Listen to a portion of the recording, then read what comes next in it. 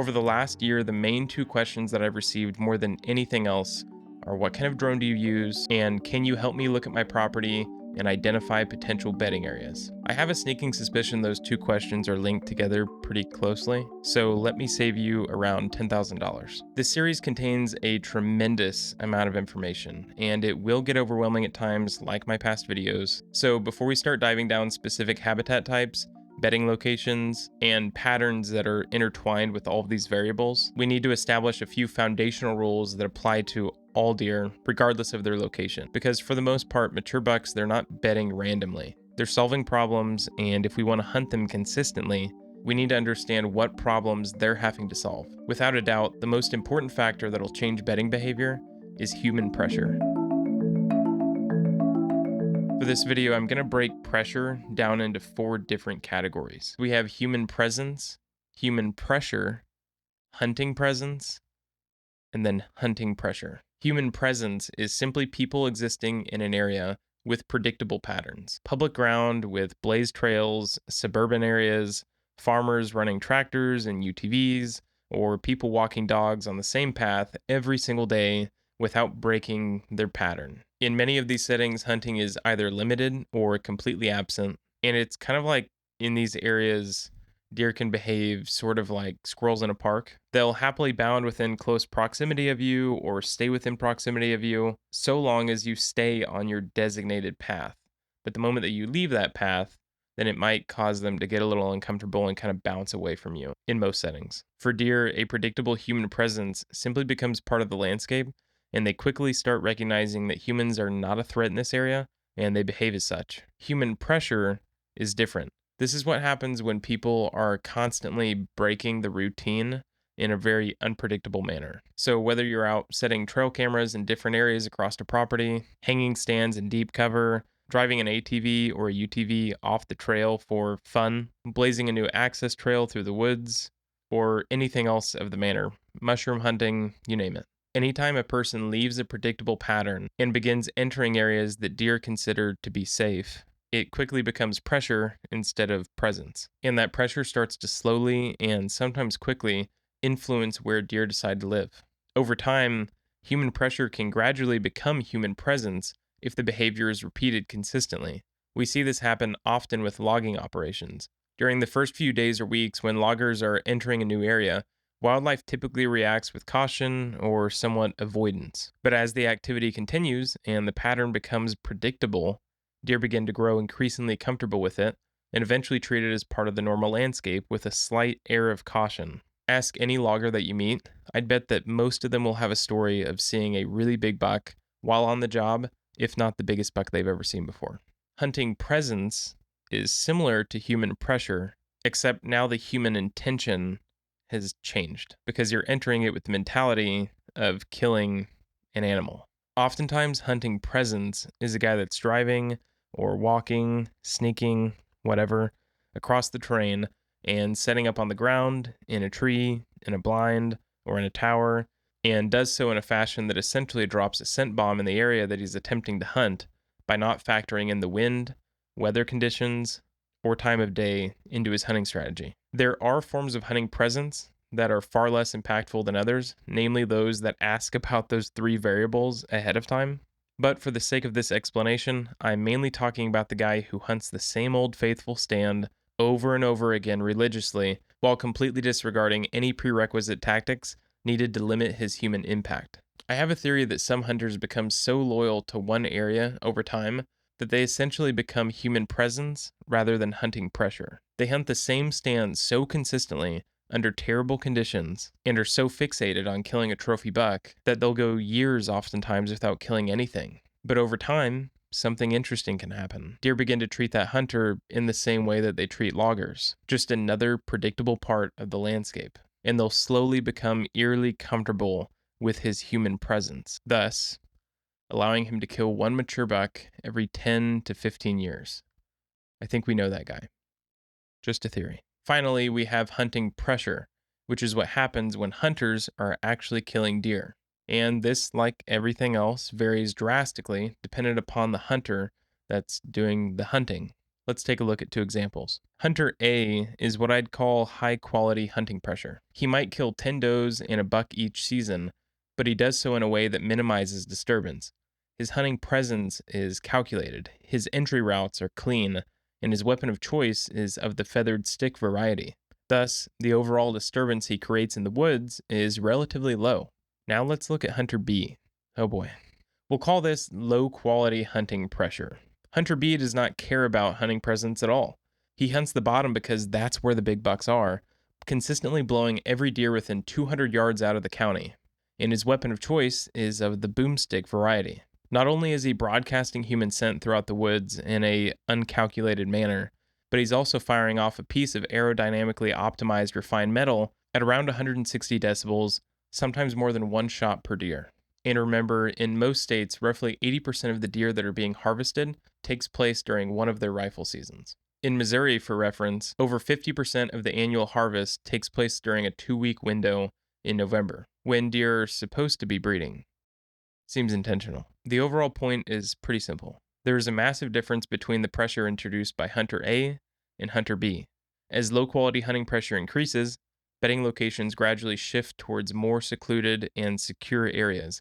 Sometimes that means half a mile deep into the nastiest cover imaginable. But more often than people realize, it means a tiny, overlooked pocket of security cover right under your nose that nobody ever bothers to step into. The last part of that sentence is the most important, and I can't continue to stress it enough, that nobody bothers to step into. Excluding pressure and disturbance, mature bucks tend to prioritize bedding locations in 3 different ways. First is right next to a hot doe, if one is available. Second is where predators are predictable. And third is where they're so well hidden that they don't need to move even if something passes right next to them. Most mature bucks rarely fall into a deep sleep. They typically rest with one eye partially open and their ears are oriented in different directions, constantly monitoring their surroundings. Occasionally, they do fully doze off. Across the many hours of mature bucks bedding that I've observed with my drone, the longest single deep sleep period that I've ever recorded was just under 3 hours. The average across a full day is a little closer to 1 hour of actual sleep. Outside of peak rut activity, whenever there's not as many hot does in the area, mature bucks spend most of their time prioritizing predictable predators and security cover. And in most of North America, the apex predator they're trying to avoid is pretty obvious. At around 5 to 7 million kills per year, it's humans. Food and water are non-negotiable. If an area lacks consistent food and water sources, it simply won't have many deer. This is why riparian habitats are so effective and important for deer, but that's for another video. Water sources can be extremely small, puddles that hold rainwater, small springs, seasonal creeks, cattle ponds, or larger lakes and rivers. During drought conditions, when water becomes scarce, deer may still visit exposed ponds out in the middle of a field, but often strictly at night. And then food availability varies drastically dependent upon habitat. In some cases of ag settings, food can be nearly unlimited. In other places, landowners attempt to supplement natural food sources with food plots, or in some states, feeders, in hopes of growing larger antlers or healthier deer. While on that topic, why can you go down to any convenience store in the state of Missouri during deer season and buy a bag of deer corn? It's not even branded for cattle or anything else. It literally says deer corn on the bag. And then you can go to the right of it and you can buy a feeder for your deer corn in the state of Missouri during deer season at any convenience store in our state. And last I checked, I think it's illegal to kill deer over bait in the state of Missouri. So if someone could please educate me in the comments below as to why that's still allowed, that'd be cool. What many people don't realize is that most landscapes already have the potential to produce huge amounts of native browse, but those areas are often converted into hay production, overgrazed cattle pasture, poorly managed agriculture, or poorly managed timber stands. Much of this ultimately stems from humans prioritizing financial return over wildlife management, and when most people hear the word wildlife, we often immediately think of game animals, when in reality, wildlife includes all living creatures that bring value or enjoyment to us in one way or another. But that conversation is for another video as well, and I'll get off my soapbox. For now, just remember deer need food and they need water, or you won't have deer. Throughout the season, mature bucks are constantly balancing 3 different variables: calories gained, calories spent, and the risk incurred in both of those. The only time this calculation becomes a little bit blurred in a buck's mind is during the rut. Otherwise, every decision that they make is influenced by their energy efficiency and the risk that's incurred with that.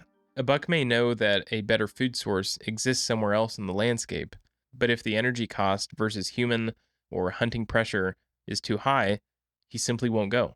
Sometimes this leads to situations where a buck chooses to live in a strange, overlooked pocket of habitat surrounded by pressure rather than traveling longer distances at night to reach higher quality food sources. One of the biggest bucks I've recorded to date lived in a 10-year-old 30-acre selective cut, surrounded by undesirable cattle pasture, houses, a sawmill, and very often he was bedded around 10 to 30 yards off the edge of a well-traveled road. Why he didn't decide to leave the area under the cover of darkness amazes me. He utilized this selective cut for daylight browse and cattle pastures and a few man-made food plots for late evening or nighttime browse. And for water, he drank exclusively from cattle ponds at night, because there's no other water in that entire area. That's what he had to do. I believe this deer had to have had a handful of poor human experiences that caused him to weigh the risk side of the equation a little heavier than most deer.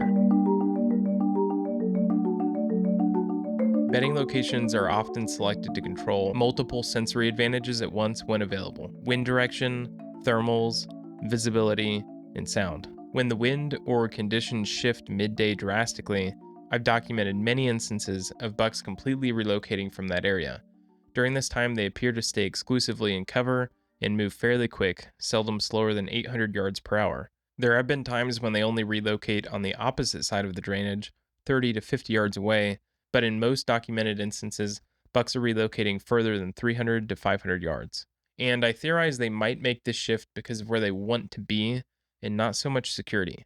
Initially, when going in and researching deer relocating their bedding areas on a midday wind shift, I thought they would be doing it because they wanted to relocate their bedding area for security purposes. Meaning, my bed works for this south wind that we have currently, but as soon as the wind shifts all the way around to the north, then I need to relocate because my bedding area no longer works for that wind direction. There have been multiple instances where I'm recording a buck on his morning travel route, he beds down, and he's on the windward side of a ridge, whether the wind's coming out of the south, west, coming out of the north. And then what takes place is the wind shifts completely to where if he hadn't moved his location, if he just stayed in his bed and didn't stand up, he would now be on the leeward side of that ridge. But for whatever reason, I've recorded many, many times now where that buck will just get up with, say, for this story, I'll just say a south wind. He's on the windward side of that ridge, and then the wind shifts to the north, and it starts blowing at 15 miles per hour versus 5, and he'll completely relocate his bedding area off of that, like 700 plus yards I've recorded multiple times, where a buck is moving his bed in kind of a confusing manner. And even, whenever he relocates himself, sometimes he's on the leeward side of the ridge then, and, kind of a picturesque style bedding location. Sometimes he moves, and where he's at now is kind of on the windward side, or he's down in the bottom of a drainage or something of that nature. But the number one thing I've pulled away from it is that if he had just stayed in that location, he would have been perfectly fine. But something is causing him to stand up and completely relocate out of that area. And I think it's because of where he wants to be that evening. He knows that those conditions no longer work for that area that he was planning on moving to. So he needs to get up and relocate. And oftentimes, whenever they're making these midday shifts, they're not walking out to the top of a ridge and across an open field. They're staying down in the bottoms and in these really hard to get to locations and very, very tough areas, meaning areas that they're extremely comfortable in. So if you were to try to hunt one of these deer in these settings, you'd probably blow them out in most instances. I'll move on from that story. I've told it a lot, but I think it's really fascinating. Unrelated to midday wind shifting, bucks often relocate their beds during the middle of the day just to do so. Sometimes they're only moving a few feet from their previous bed, while other times they'll relocate 30 to 150 yards. Understanding why they make this move, it seems pretty simple, but it's actually kind of complex. From what I've gathered, I believe it's to get out of the sunlight or move back into the sunlight, depending upon the temperature of that day. Possibly they're moving for thermal advantages, Oftentimes, I see them moving closer to nearby bedded deer, whether it's a mature buck moving closer to a younger buck, or maybe a group of does, or a younger buck moving closer to a mature buck. Or in some cases, I see mature bucks or groups of does moving further from lingering around inferior bucks. A lot of times, when mature bucks are moving their midday bed, they spend a lot of time making rubs, and if there's a community scraping the location, they'll check that as well. In some cases, they spend quite a bit of time feeding back in their bed, and there's also a standing theory that they relocate their bed to keep predators on their toes. And I believe this may be true where predation involves wolves, scary cats, and bears with brown or grizzly in their title. But coyotes and bobcats often bed within proximity of mature bucks, which makes sense if you think about it. These smaller predators are a threat to wounded, weak, and young deer, but seldom are they a real threat to healthy deer. On the flip side, they've been prey for hundreds of years to man and essentially have an open season 365 days per year, even if it's illegal in some areas.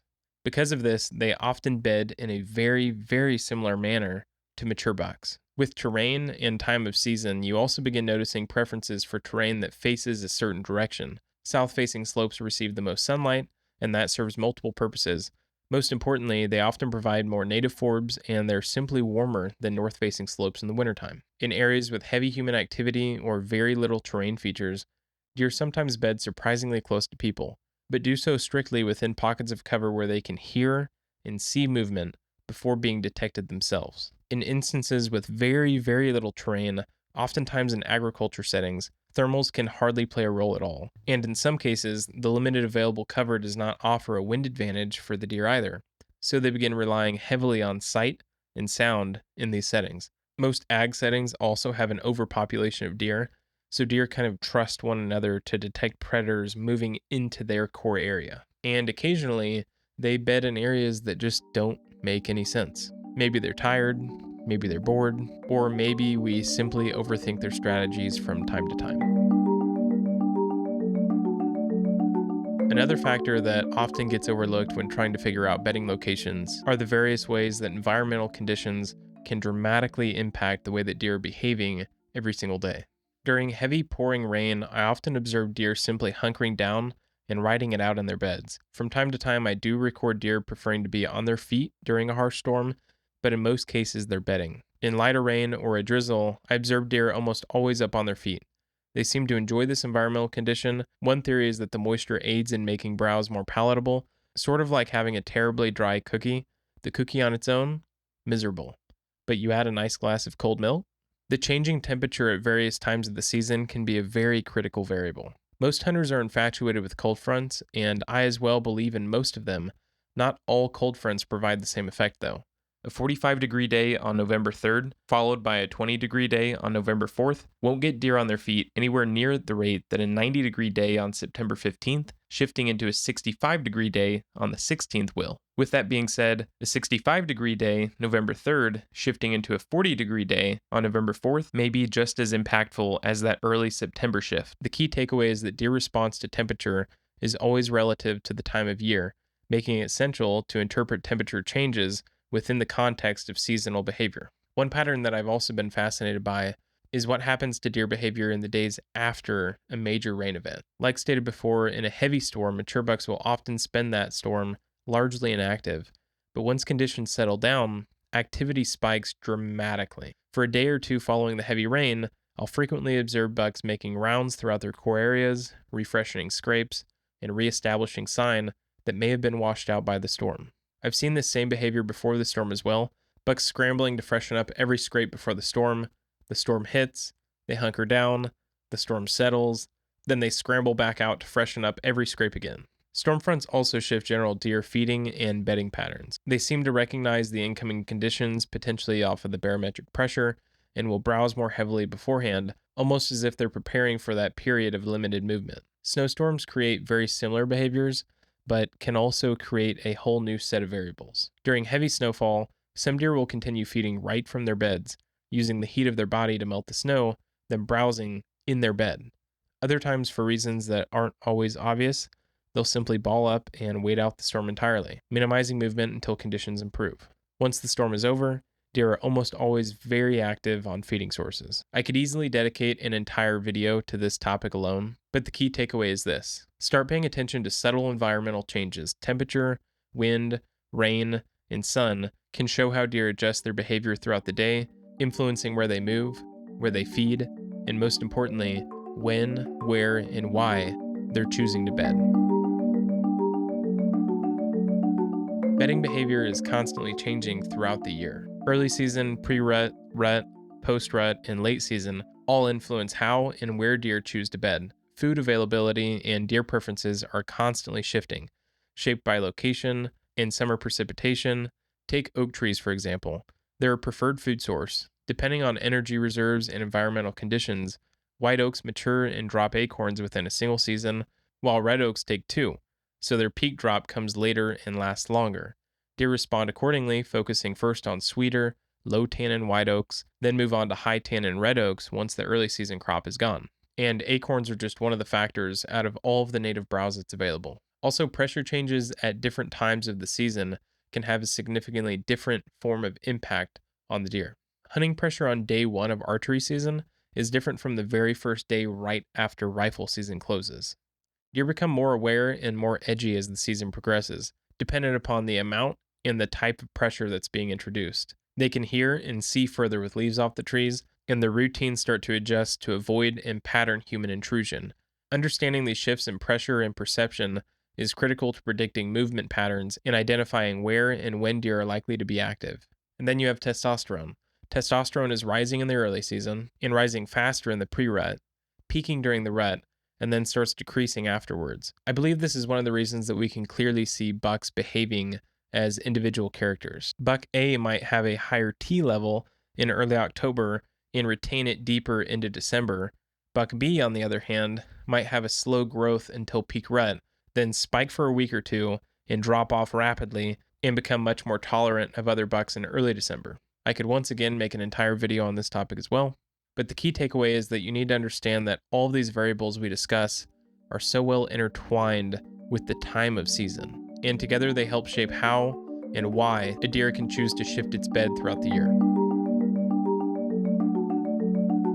Mature bucks don't just use space differently, they use time differently. For example, mature bucks will often enter a field under the cover of darkness, and very often they'll just bed out in the middle of them at nighttime. In fact, at night, it appears that deer have near zero areas that they're not comfortable traveling in. Historically, those locations have never contained human predation or general activity at night.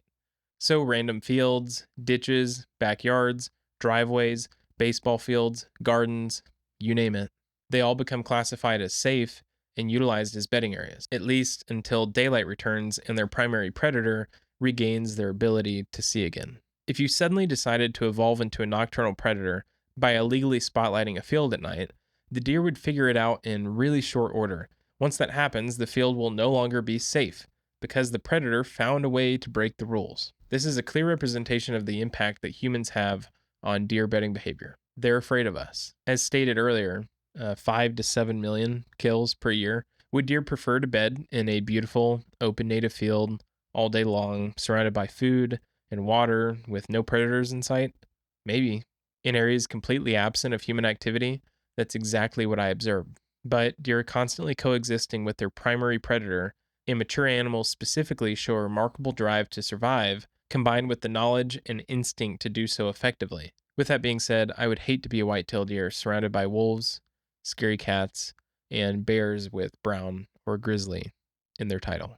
Probably the biggest way that I've seen mature bucks utilizing time differently, outside of, they move later than all the other deer, or maybe they move earlier than all the other deer, it actually has to do with temperature fluctuations at different times of day, specifically in the early season. And I mentioned this earlier, but I hadn't tied it directly to mature bucks specifically. The thing that I've noticed is that in the early season, late September, early October for my area, whenever it's just extremely hot for that time of season, 90 plus degrees, right at the very last few minutes of light, that temperature starts to drop off. It can drop off 10 degrees, 15 degrees. But if you pay attention in the morning instead of looking at the evening, and I think that's where we get into that trap where in the early season, we're constantly thinking about hunting in the evening because they're going out and they're browsing in the evening. So therefore, I want to focus all of my efforts during that time. I think you need to start shifting on these really hot days and looking at the morning temperatures, because very oftentimes the morning temperature can be 20, some cases 30 degrees cooler. At sunup, it's 60 degrees, and then by noon, it's going to be 90 degrees. So what I'm seeing is on those days specifically where it's just a dramatic temperature fluctuation from the morning until late evening, deer are shifting their browsing activity to the morning time versus keeping it focused in the evening time because the temperature is not allowing them to. All deer do it, but mature bucks specifically seem to have a preference for shifting the way that they move throughout the day dependent upon temperature. Mature bucks are still alive because their previous decisions obviously worked. We've all heard this before. They reuse bedding areas, travel routes, and escape paths that have kept them alive in the past. It's worth noting that many of these core buck bedding areas are not chosen by a single deer, but by multiple bucks that are bachelored up together. They are historical for that area just as much as they are for that specific deer. Even when conditions change slightly, they often default to what has historically worked until proven unsafe. I'm unsure what completely warrants an area to be unsafe, as I've seen some deer with a high tolerance to hunting presence and pressure, and others that won't tolerate it at all. But I would assume it would be consistently known human encounters over a short period of time in an area where they're just not used to humans being present. Very important phrase there, known human encounters, because sometimes deer are bumped and they have zero clue what just happened or what bumped them. In some cases, a future mature buck, often when he's 2 or 3 years old, gets the opportunity to run alongside older, dominant bucks and is effectively exposed to secure bedding locations and cautious behavior through association. He learns what safe looks like by being around the deer that have already survived. In other cases, a 2 to 3 year old buck isn't given that advantage and has to learn through trial by fire. He gears up in a group of other 2 to 3 year old bucks, and they all kind of try to figure it out together. This is often the age class of bucks that get killed the most as a byproduct. Worth noting, historical success likely shifts with habitat changes. If a buck beds in these 5 general locations 80% of the time from ages 4 to 6, but all of a sudden someone decides to clear cut this 40, turn this bit into a pasture, start building their house over here, and add a food plot here, here, and here, I guarantee you he won't be bedding in these 5 general locations 80% of the time in year 7. That's an extreme example, but it really gets the point across. Historical sign only really matters in areas that have been largely undisturbed or the disturbance was beneficial for the environment. Hopefully this begins to shed some light on the complexity of all of the variables that help dictate where a mature buck chooses to bed. While there certainly are situations where a bedding area can be just glaringly obvious, far more often it's the result of multiple components working together to determine where he will make his home. In the next video, we're going to start breaking down how all of these variables apply to all of the different habitat types and where mature bucks typically choose to bed within each one of those. Hey guys, thanks so much for watching the entire video. I wanted to share a few things with you in case you haven't heard of them before. First, I recently started a podcast. It's not meant to be the main focus of the channel, more so as kind of an outlet to connect with other bow hunters and weigh my research against their experience. And through that work, I think that we'll explore ideas and theories that are not often discussed in the hunting community. And the other thing is, if you're interested in behind the scenes content, or you just simply want to support my research, I have a Patreon. And I just recently posted how I break down a piece of public land using LiDAR and TerrainX from Onyx. So if you're interested, I'd really appreciate it if you'd check it out. And with that, I think that's the end of the video. So thanks guys, and I'll see you next time.